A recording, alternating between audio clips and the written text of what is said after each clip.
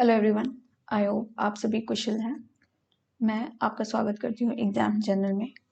हमने एक नई सीरीज स्टार्ट की हुई है AMSSC 2024 में, जिसमें हम सारे थ्योरी प्लस उसके PYQs बेस्ट PYQs 5 से 6 साल में जो पूछे गए हैं वो साथ में कर रहे हैं। इसी सीरीज़ को पहली जो हमारी वीडियोस थी वो थी परसेंटेज पे। तो परसेंटेज की थ्योरी प्लस उसके MCQs हमने किए हैं, ठीक है। PYQ क्वेश्चंस जो होते हैं कंप्लीटली सॉल्व किए, 100+ क्वेश्चंस करे, बेस्ट क्वेश्चन जो होते हैं। ऐसा नहीं है कि बेसिक से छोटे मोटे, नहीं, सबसे कॉम्प्लिकेटेड और अलग अलग टाइप्स के जो है सारे क्वेश्चंस कर रखे। यहाँ पे डिस्क्रिप्शन में आई बटन आ रहा होगा ऊपर, या फिर नीचे डिस्क्रिप्शन में आप देख सकते हैं वो पूरी प्लेलिस्ट परसेंटेज की। आज हम नए टॉपिक से शुरू कर रहे हैं जो कि है प्रॉफिट एंड लॉस, जिसकी आज ही हम थ्योरी करेंगे पहले एग्जाम्पल्स के साथ, PYQs। फिर नेक्स्ट वीडियो से हम 25 क्वेश्चंस ईच सेशन में होंगे, PYQs प्रैक्टिस करेंगे साथ में, ठीक है। तो चलिए अब इस सेशन को हम स्टार्ट करते हैं। प्रॉफिट एंड लॉस स्टेटमेंट्स किस लिए यूज होते हैं? ये यूज होते हैं डिटरमाइन करने के लिए कि कोई सेल प्रॉफिटेबल है या नहीं है, मतलब किसी सेल में हमें लाभ हुआ है या नहीं। हमें we all are aware with the concept of profit and loss. हमें सबको पता है लाभ और हानि का क्या मतलब होता है। अगर कोई बंदा या इंसान कोई बिजनेस ऑपरेट कर रहा है, या फिर ही और शी आइदर लूजेस मनी और मेक्स मनी, तो उस बिजनेस में या तो वो पैसे कमाते हैं या वो पैसा लूज करते हैं, हारते हैं। एक पर्सन जब एक प्रोडक्ट बेच रहा होता है एक हायर प्राइस पे देन CP, तो उसके डिफरेंस को हम कहते हैं प्रॉफिट। जैसे कि आप समझिए, अगर 100 रुपये का CP है और मैंने उसे बेचा 120 में, तो आपको दिख रहा है कि जो सेलिंग प्राइस है वो ग्रेटर है कॉस्ट प्राइस से, तो इस वजह से हमें यहाँ पे प्रॉफिट होगा। तो कितने का प्रॉफिट होगा? ये होगा 120 माइनस 100, यानी 20 रुपए का, ठीक है। Similarly, when a person sells a product at a lower price than the cost price, the gap between the two amounts is known as loss.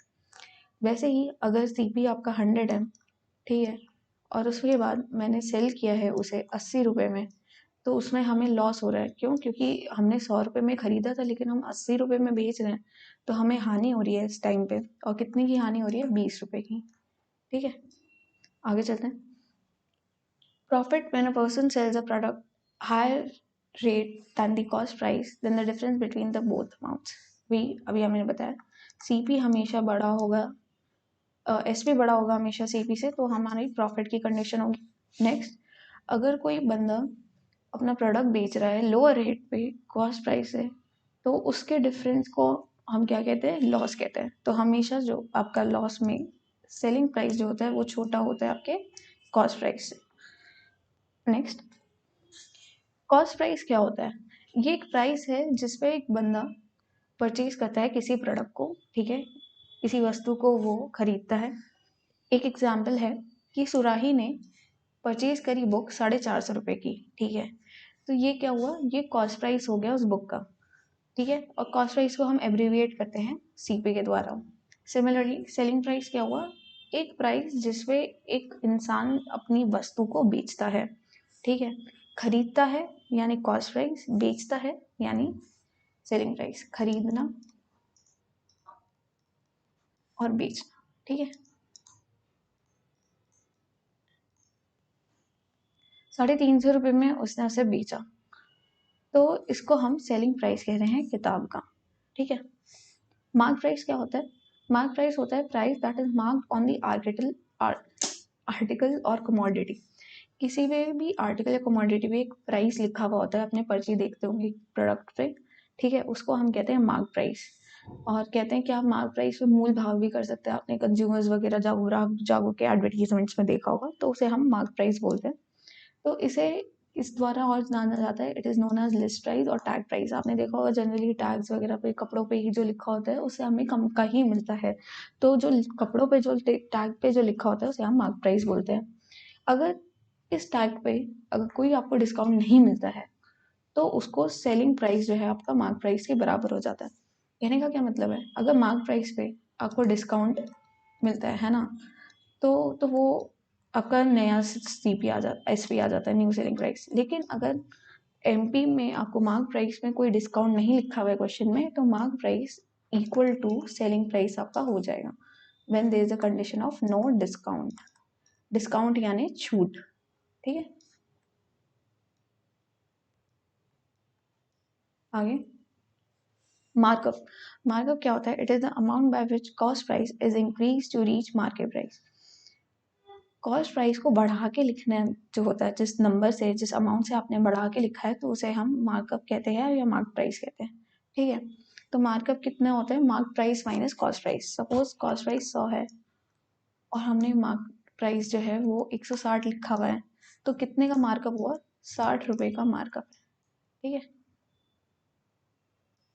आगे डिस्काउंट क्या है? डिस्काउंट है the reduction offered by a merchant on the mark price is called a discount. किसी भी आपको MP पे अगर discount मिलता है, ठीक है, कुछ परसेंटेज का, तो उसे हम डिस्काउंट कहते हैं। जैसे कि अगर 160 रुपए की चीज़ है, आपका एमपी दे रखा है किसी पिछले एग्जाम्पल में, और आपको 30 रुपए का उसमें छूट डिस्काउंट मिल रहा है, ठीक है, तो this is known as the discount value. मतलब एसपी अगर आप 130 का बेच रहे हो ना, एमपी अगर 160 है और एसपी 130 है, तो यानी 160 माइनस 130, तो 30 रुपए का आपको डिस्काउंट मिला है। सक्सेसिव डिस्काउंट क्या होता है? अगर एक आर्टिकल 2 डिस्काउंट्स पे बेचा गया है, तो उसे सक्सेसिव डिस्काउंट कहते हैं। जैसे सपोज करिए, पहले आपने 160 की चीज़ जो थी एमपी का, उसको पहले आपने 130 रुपए से रिड्यूस किया, ठीक है। फिर उसके बाद कस्टमर ने बोला नहीं मुझे तो, और मतलब आपको लगा कि कस्टमर ना थोड़ा अच्छा है या फिर आपका लॉयल कस्टमर है, तो आप उसे एक्स्ट्रा और डिस्काउंट दे रहे हो 10 रुपीज़ का, ठीक है। तो फिर आपका आया 120 रुपए में, ठीक है। तो ये आपका हुआ फर्स्ट डिस्काउंट और ये हुआ सेकंड डिस्काउंट। तो ये 120 रुपए, 160 से 120 की जो दो डिस्काउंट की प्रोसेस है, इसे हम सक्सेसिव डिस्काउंट कहते हैं, ठीक है। डिसऑनेस्ट डीलिंग क्या है? डिसऑनेस्ट डीलिंग ये होगी कि इन दिस अ पर्सन और shopkeeper sells any product at the wrong weight and earns a profit. This can be done either by using false weight और बाय फॉल्स रीडिंग। अगर एक seller है, आपने जैसे सब्जी वाले को या कभी देखा होगा, तो उनकी जो मशीन होती है ना, तराजू, ठीक है, ऐसे उनका कुछ तराजू सा होता है और यहाँ पे ऐसे नीडल सी होती है। तो एक जगह तो वो वेट्स रखते हैं मेजर करने के लिए और एक जगह उनकी सब्जी होती है। तो अगर डिसऑनेस्ट होता है ना, तो कभी कभी आपने देखा होगा नीचे ना वो मैग्नेट लगा के रखते हैं, है ना, मैग्नेट लगा दी, या फिर कभी कभी पत्थर डाल देता है, एड स्टोन्स। तो उससे क्या होता है, आपको लग रहा है कि आपको 1 किलो मिल रहा है, लेकिन उसमें से अगर 200 ग्राम का स्टोन्स ही डाल रखा है, तो आपको सिर्फ कितना मिल रहा है? 800 ग्राम, लेकिन वो 1 किलो के भाव से आपको बेच रहा है। तो इसमें इसको हम डिसऑनेस्ट डीलिंग कहते हैं, और इसमें जो है, जो सेलर है, सब्जी वाला जो है, उसको प्रॉफिट हो रहा होता है, ठीक है।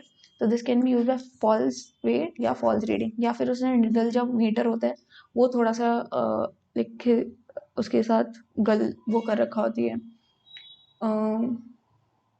छेड़छाड़, जिससे आपको गलत रीडिंग पे सामान मिलता है, ठीक है। अब देखते हैं परसेंटेजेस में कैसे काम करते हैं। तो प्रॉफिट परसेंट क्या होता है, ये याद रखिए, जो percentage, profit percent, loss percent जो है, ये हमेशा कॉस्ट प्राइस को बेस मान के ही चलती हैं, ठीक है। तो प्रॉफिट परसेंट क्या होगा आपका? Profit upon C P into 100 करेंगे तो हमेशा परसेंटेज में आ जाता है, that is known as your profit percentage. Loss percent, suppose करो अगर आपका सी पी जो है वो ज़्यादा है एस पी से, तो आपको लॉस होगा। तो लॉस कितने का हुआ? ये होगा C P minus S P upon C P into में 100, है ना। तो ये आपका लॉस परसेंटेज आ गया। सिमिलरली डिस्काउंट किस पे होता है? डिस्काउंट होता है मार्क प्राइस पे हमेशा, है ना। ये याद रखिएगा, ऑलवेज एट मार्क प्राइस जो है आपका डिस्काउंट मिलता है। और कितना डिस्काउंट है? डिस्काउंट हो जाता है आपका M P minus S P divided by M P into 100। तो एम पी कितना है? ये है मार्क प्राइस, एस पी क्या है? आपका सेलिंग प्राइस, जिस पे आपने बेचा है, तो ऑब्वियसली वो कम होगा मार्क प्राइस से, तभी तो आप डिस्काउंट परसेंटेज निकाल पाओगे। और ये आपका हो गया base. Markup upon cost price into 100। तो मार्कअप क्या होता है? मार्कअप परसेंटेज की, जैसे कि मार्क प्राइस जो है आपका 120 है और 100 रुपए की चीज़ है सीपी, और ये मार्क प्राइस है, तो कितने का मार्कअप हुआ, कितने परसेंट का मार्कअप हुआ, तो ये होगा MP minus CP, that is 20 divided by CP 100 into 100, तो ये आया 20% का मार्कअप, है ना। तो इसे यही कहते हैं, तो where markup is selling price minus cost price. आगे, if a person sells two similar articles one, एक सेकेंड, आई थिंक मैंने गलत बता दिया, सेलिंग प्राइस, हाँ, सपोज MP ही आपका SP है, तब ये कंडीशन है। अगर MP पे डिस्काउंट मिल रहा है, सपोज 110 का हो गया, MP से SP 110 का हो गया, तो मार्कअप कितने का आएगा, तब मार्कअप आएगा आपका 100 से, देख रहे हैं हम 10 रुपये ही बढ़ा है, तो 10/100 इंटू 100, तब आपका 10% आ गया। ठीक, आगे चलते हैं। If person sells two similar articles, one at a gain A% and another at a loss of A%, then the seller always has a loss, which is given by loss percent equals to A square divided by 100%. इसमें example के तौर पे देखते हैं।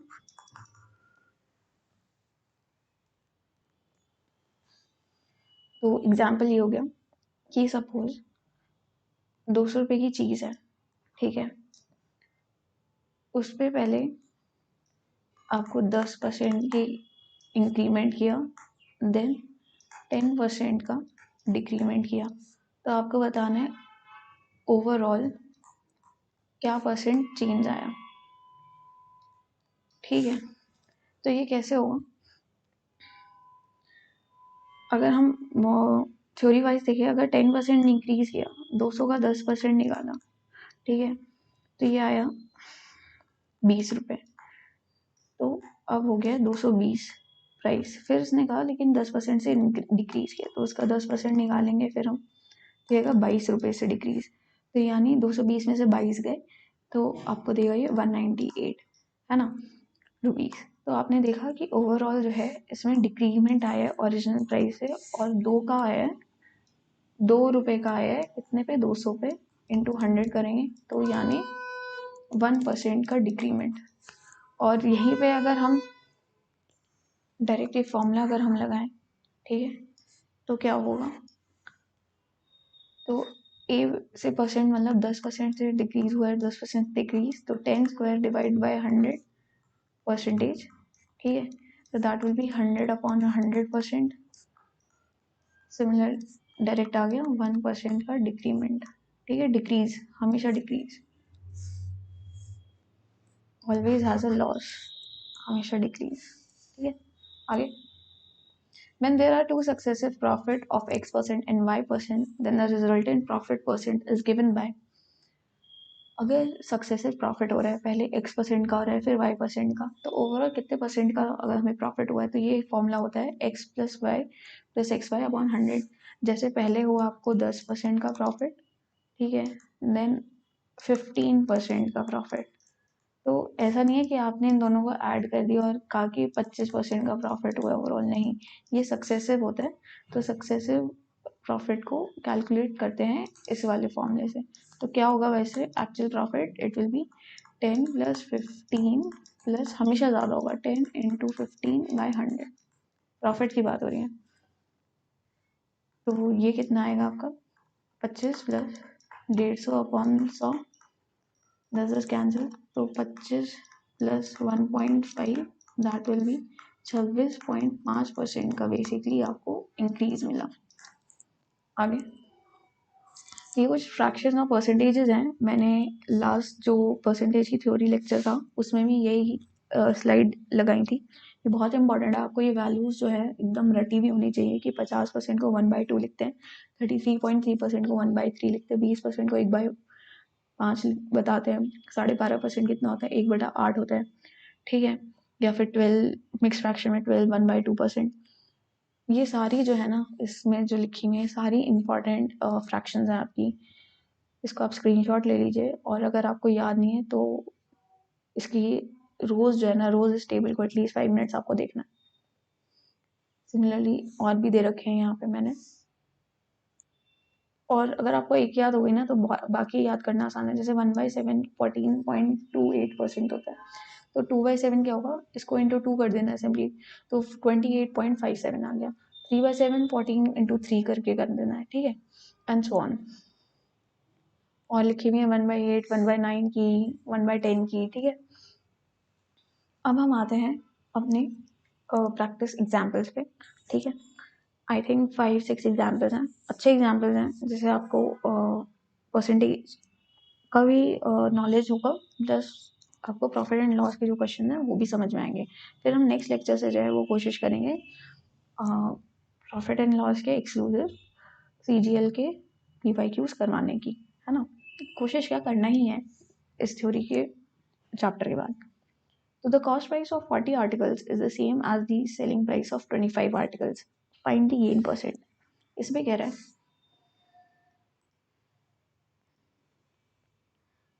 CP जो दे रखा है आपको 40 आर्टिकल्स का, वो इक्वल है SP ऑफ 25 आर्टिकल्स, ठीक है। तो हमें गेन परसेंटेज निकालना है। तो इसका मतलब ये हुआ कि 40 आर्टिकल्स का अगर CP था, वो 25 आर्टिकल्स के SP के बराबर हो गया। तो हमें प्रॉफिट कितने का हुआ है? प्रॉफिट हमें हुआ है 40 माइनस 25, 15 आर्टिकल्स का प्रॉफिट हुआ है। लेकिन कितने आर्टिकल्स पे हुआ है? बेस आर्टिकल हमारा 25 होगा, क्योंकि 25 हमने आर्टिकल बेचा, तो 25 आर्टिकल्स पे हमें 15 आर्टिकल्स का प्रॉफिट हुआ है। तो गेन परसेंट कितना आया? गेन परसेंट आपका आएगा इसमें से 15/25 इंटू 100। 25 4 से जाता है 100 टाइम, 15 4 जा 60, तो 60% का जो है डायरेक्ट गेन हमें हुआ है। B will be the answer. आगे, bananas are bought at the rate of 6 for ₹5 and sold at the rate of 5 for ₹6. Find the profit percent. और सेम कर लेते हम नंबर ऑफ बनानास को, ठीक है। तो उसके लिए हम क्या करेंगे, ऊपर नीचे दोनों को 30 यूनिट्स बना देंगे, तो उसको 5 से मल्टीप्लाई करेंगे, तो यानी 30 बनानास आपने बेचे हैं कितने रुपए में? 5 से करेंगे ₹25 में। सिमिलरली आपने 30 बनानास बेचे हैं कितने में? ये बेचे आपने रुपीस, इसको हम 6 से करेंगे ₹36 में। तो हमें प्रॉफिट परसेंट बताना है कितने का हुआ है। आप देख रहे हो प्रॉफिट कितने का हुआ है? 36 माइनस 25, दैट इज ₹11 का प्रॉफिट है, ठीक है। और कितने पे? ऑन ₹25। 25 रुपये पे 11 रुपये का प्रॉफिट है। तो प्रॉफिट परसेंटेज कितना आया? क्या है? 11/25 इंटू 100, तो ये 25 4 से जाएगा, that is 44% will be the answer, C. आगे चलते हैं, अगला सवाल। An article is priced at 40,000. A retailer allows 10% discount on the first 62.5% of the price, and on the remaining amount he gives a discount of 4%. Then overall percentage discount given on the article is। एक retailer ने 40,000 की जो amount का article था, उसमें से पहले तो 10% डिस्काउंट दिया है फर्स्ट 62.5% ऑफ द प्राइस पे। तो 62.5% में क्या होता है ये आपको पहले पता होना चाहिए, ये होता है 5/8, ठीक है। तो अगर 8 यूनिट्स आर्टिकल की प्राइस की हैं 8 यूनिट्स, तो उसमें से जो 5 यूनिट्स हैं पहली, उन पे कितने का डिस्काउंट दिया गया है? 10% का डिस्काउंट दिया गया है, क्वेश्चन के अकॉर्डिंग ये कह रहे हैं। नेक्स्ट लाइन में कह रहे हैं रिमेनिंग अमाउंट जो है, यानी 8 माइनस 5, 3 जो यूनिट्स हैं प्राइस की, उस पर कितने का डिस्काउंट दिया गया है? उस पर डिस्काउंट दिया गया है 4% का, ठीक है।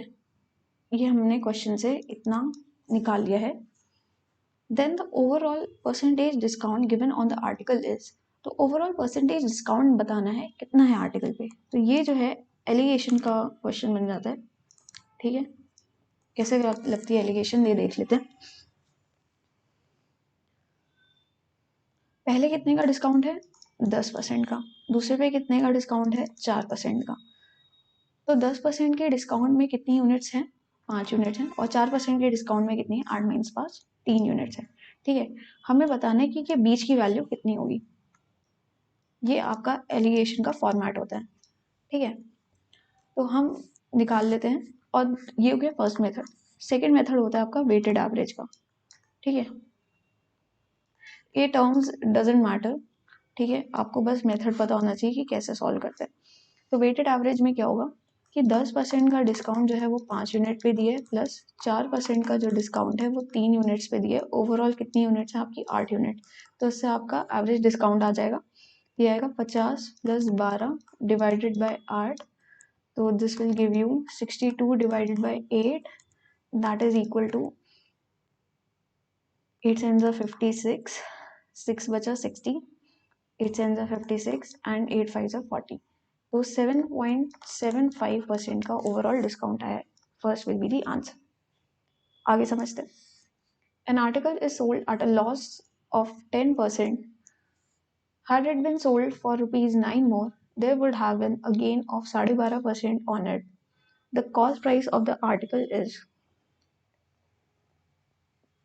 क्वेश्चन में कह रहा है एक आर्टिकल को पहले 10% की लॉस में बेचा, ठीक है, 10% की लॉस में बेचा, लेकिन अगर उसको उसमें 9 रुपीज़ और ऐड करे जाते तो उस पर 12.5% का प्रॉफिट होता। तो हमें बताना है कॉस्ट प्राइस क्या है उस आर्टिकल का। देखिए इसको समझने की कोशिश करिए। -10 का लॉस हो रहा था पहले, लेकिन 9 रुपये ऐड करती 12.5% का जो है वो प्रॉफिट हो गया। तो यानी ओवरऑल 10 + 12.5 दैट इज 22.5% का ओवरऑल जो है वो मार्कअप हुआ है। कितने? जब हमने ₹9 जो है ऐड करें। ये समझने वाली बात है, ये सबसे इम्पोर्टेंट पॉइंट है। आई होप ये समझ में आ गया होगा। अगर नहीं आया तो एक बार फिर से वीडियो पॉज करके रिप्ले करिए क्या लिखा है, और क्वेश्चन को एक बार खुद से समझने की कोशिश करिए, ठीक है।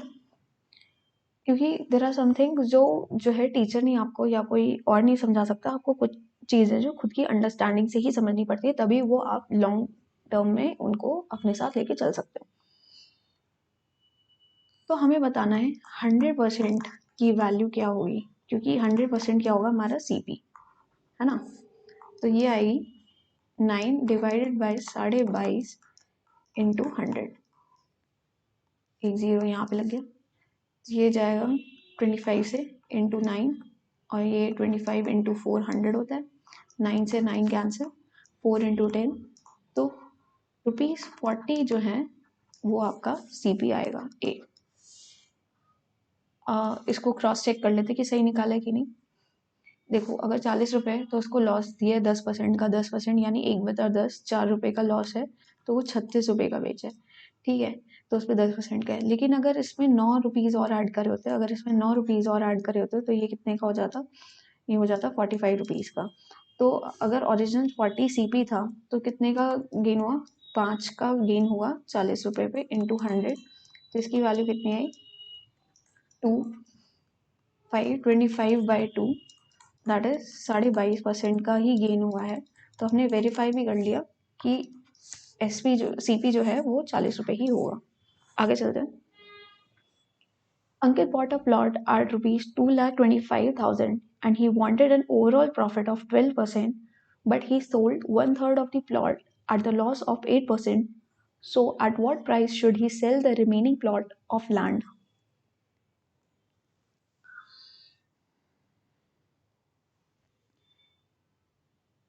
ये होगा आपका एलिगेशन से। आपको इसमें प्राइस की जो है वो ज़रूरत नहीं है, क्योंकि इसमें हमें अभी बढ़ेगी कि प्राइस पूछा है कि किस प्राइस पे जो है बेचना है। तो ओवरऑल उसे प्रॉफिट चाहिए 12% का, ओवरऑल प्रॉफिट चाहिए उसे 12% का, ठीक है। और 1/3 ऑफ द प्लॉट जो है वो उसने लॉस पे बेचा है 8% के, यानी -8% पे उसने 1/3 बेचा है। 1/3 यानी टोटल ये है एंड ये उसका पार्ट हुआ, ठीक है। तो 1 यूनिट पे बेचा है, तो रिमेनिंग कितना बचा? 2 यूनिट्स जो है वो हमें नहीं पता किस पे बेचा है, ये हमें निकालना है, ठीक है। ऑब्वियसली अगर ओवरऑल 12% का प्रॉफिट हो रहा है तो कुछ प्रॉफिट परसेंटेज पे ही बेचा होगा, क्योंकि हमें फर्स्ट वाले पे तो लॉस हो रहा है। तो देख लेते हैं। अगर हम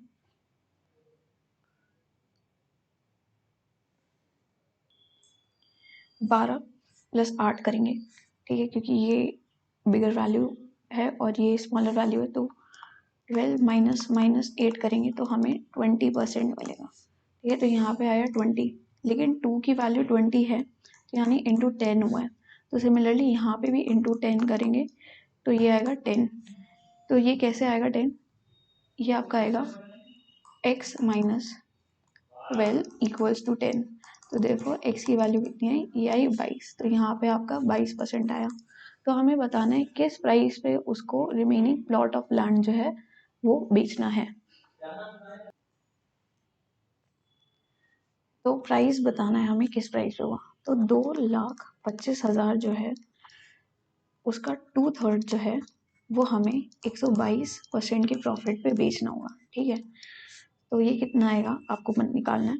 2 जीरोस कैंसिल हो गए और ये 3 से जा रहा है। 3 से 21, 3 5 15। ठीक है, ये आया 750 इंटू में 244। इसको कैलकुलेट कर लेते हैं और 25 इंटू 3 25 से कर लेते हैं। 25 4 100, 1 ऊपर कैरी हुआ।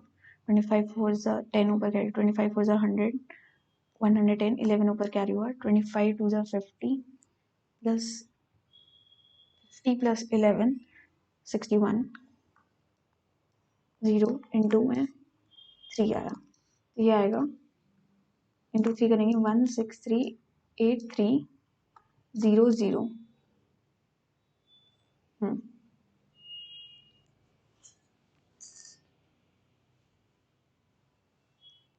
जीरो। तो ये 1,83,000 का जब बेचोगे तब जो है हमें 12% का ओवरऑल प्रॉफिट मिलेगा। ये विल बी योर आंसर। आगे चलते हैं। The mark price of an article is 5,000, but due to a special festive offer, a certain percent of discount is declared. Mr. X availed this opportunity and bought the article at a reduced price. He then sold it at rupees 5,000 and thereby made a profit of 11.1/9%. 11.1/9% की value क्या होती है? होती है 100/9%। ठीक है, the percentage of discount allowed was, या फिर 1/9 है ना फ्रैक्शन में। Percentage of discount allowed was, MP आपको दे रखा है, वो दे रखा है 5,000 का। ठीक है, क्वेश्चन के अकॉर्डिंग। नेक्स्ट कह रहा है स्पेशल फेस्टिव की वजह से जो है एक्स ने अवेल करी अपॉर्चुनिटी, क्योंकि इस पर डिस्काउंट मिल रहा था, उसे रिड्यूस प्राइस में लिया।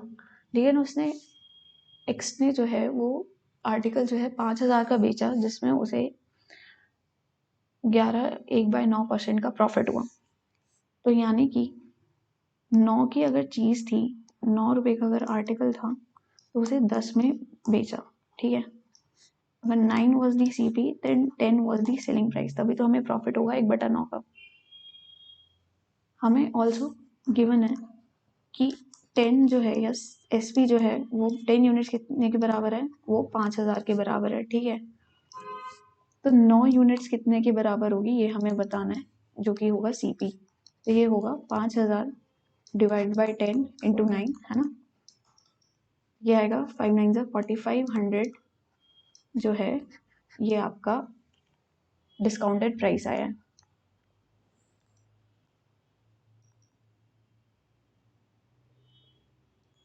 अब इसमें कह रहे हैं परसेंटेज डिस्काउंट कितने का था। तो अगर पहले जो था 5,000 की चीज़ थी और जो मिक्सचर एक्स ने जो है वो 4500 की ली है, तो डिस्काउंट परसेंट कितने का हुआ? तो डिस्काउंट आपका आया 500 का कितने पे? 5,000 पे इंटू 100 करेंगे आप, तो ये कितना देगा आपको? 2 0 और 1 0, दैट इज 10% का जो है वो ओवरऑल आपको डिस्काउंट मिला है। तो यही था आज की थ्योरी में, लाभ और हानि, प्रॉफिट एंड लॉस में थ्योरी प्लस एग्जाम्पल्स। ठीक है, आई होप ये सेशन आपको अच्छा लगा होगा। अगर ये सेशन आपको अच्छा लगा है तो प्लीज़ इसे लाइक करिए, और अगर आप एग्ज़ाम जर्नल पे नए हैं तो इसे सब्सक्राइब करिए और अपने साथियों के साथ शेयर कीजिए। आप एग्ज़ाम जर्नल पे क्लिक करके आप एक्सप्लोर कर सकते हैं, इसमें बहुत तरह की वीडियोस बनाई हुई हैं। जीके को कवर कर रही हूँ मैं डिटेल में, घटना चक्र में, ठीक है, जो कि आपके एग्जाम के लिए बहुत इंपॉर्टेंट रहेंगी, जीके। सेकेंडली मैंने एक वोकैब शो शुरू कर रखा है इंग्लिश का, जिसमें 20 वर्ड्स वीकली आपको मिलते हैं, ठीक है। एंड नेक्स्ट लास्टली एक मैथ्स की तो ये सेशन चल ही रहा है, प्लस ऑलिव बोर्ड के वीकली लाइव मॉक टेस्ट करवा रही हूँ मैं, एंड उसी के साथ साथ ऑलिव बोर्ड के जो पेड मॉक टेस्ट होते हैं उसके भी सॉल्यूशंस मैंने प्रोवाइड कर रखे हैं। आपको वो सारी प्लेलिस्ट मेरे चैनल पे मिल जाएंगी, तो ज़रूर एक्सप्लोर करिएगा, ठीक है। Thank you everyone, take care, bye.